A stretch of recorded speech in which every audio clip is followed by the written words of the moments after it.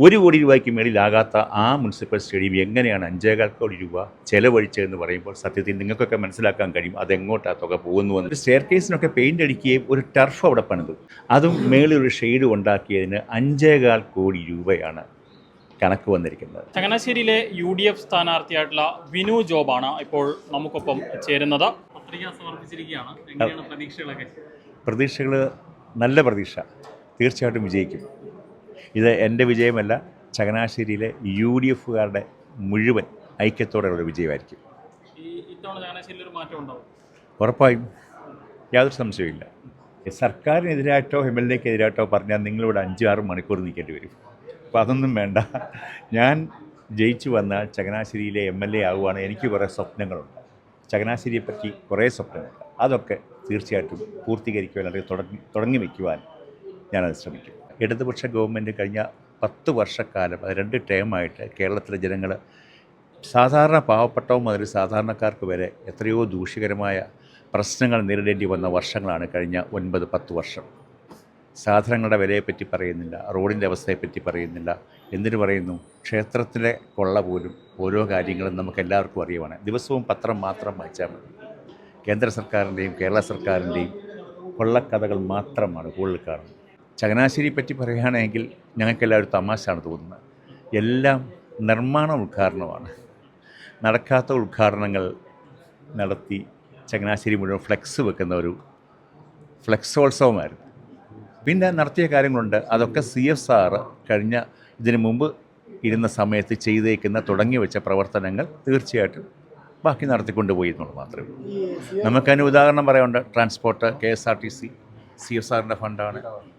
അതുപോലെ മറ്റ് പല നമ്മുടെ കഴിഞ്ഞ ദിവസം നടന്ന സ്റ്റേഡിയത്തിൻ്റേത്, ഇതിനൊക്കെ CSRൻ്റെ പങ്കുണ്ട്. നിരവധി ഫണ്ടുകൾ CSRൻ്റെ ഫണ്ടുകളാണ് പൂർത്തീകരിച്ചിരിക്കുന്നത്.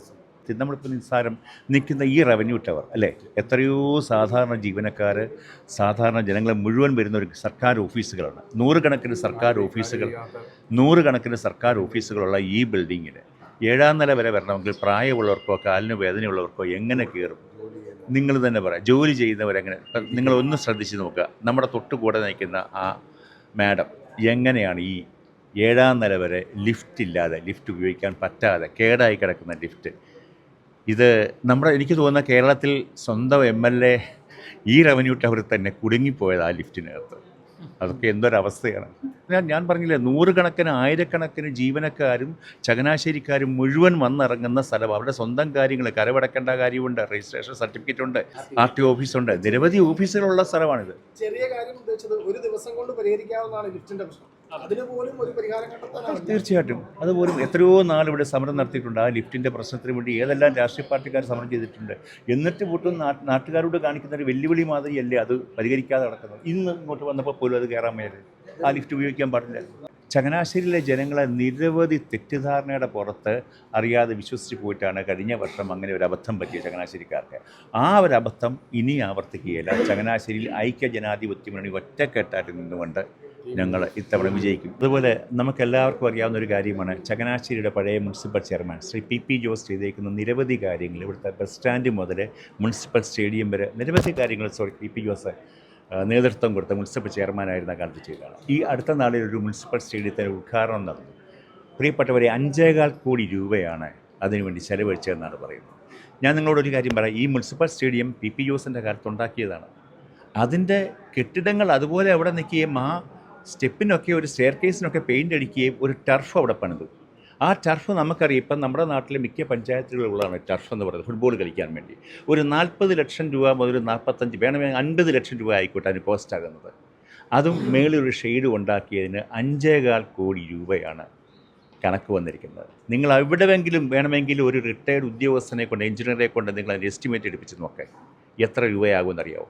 1 കോടി രൂപയ്ക്ക് മേളിലാകാത്ത ആ മുനിസിപ്പൽ സ്റ്റേഡിയം എങ്ങനെയാണ് 5.25 കോടി രൂപ ചെലവഴിച്ചതെന്ന് പറയുമ്പോൾ സത്യത്തിൽ നിങ്ങൾക്കൊക്കെ മനസ്സിലാക്കാൻ കഴിയും അതെങ്ങോട്ടാ തുക പോകുന്നുവെന്നുള്ളത്. സംശയം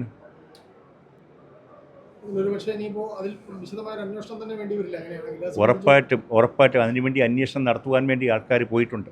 ആദ്യം വിവരാവകാശത്തിൽ കൊടുത്തിട്ടുണ്ട്. അന്വേഷണം വരുമെന്നുള്ള ഉറപ്പും, അതുപോലെ റിട്ടയർഡ് ഉദ്യോഗസ്ഥൻ അതിൻ്റെ എസ്റ്റിമേറ്റ് എടുക്കാൻ പോവുക.